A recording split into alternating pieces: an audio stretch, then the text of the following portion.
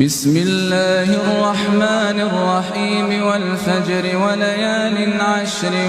والشفع والوتر والليل إذا يسري هل في ذلك قسم لذي حجر ألم تر كيف فعل ربك بعاد إرم ذات العماد التي لم يخلق مثلها في البلاد وثمود الذين جابوا الصخر بالوادي وفرعون ذي الأوتاد الذين طغوا في البلاد فأكثروا فيها الفساد فصب عليهم ربك سوط عذاب إن ربك لبالمرصاد فأما الإنسان إذا ما ابتلاه ربه فأكرمه ونعمه فيقول ربي أكرمن وأما إذا ما ابتلاه فقدر عليه رزقه فيقول ربي أهانني كلا بل لا تكرمون اليتيم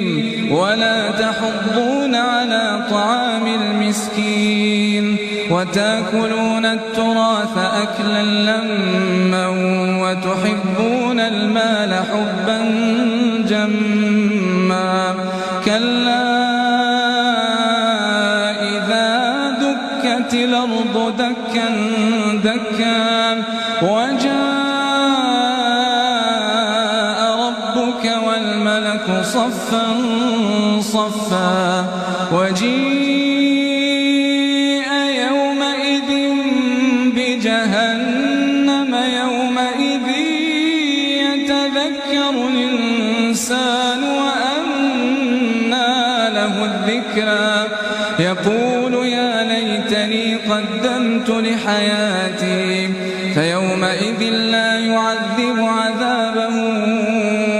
أحد ولا يوثق وثاقه أحد يا أيتها النفس المطمئنة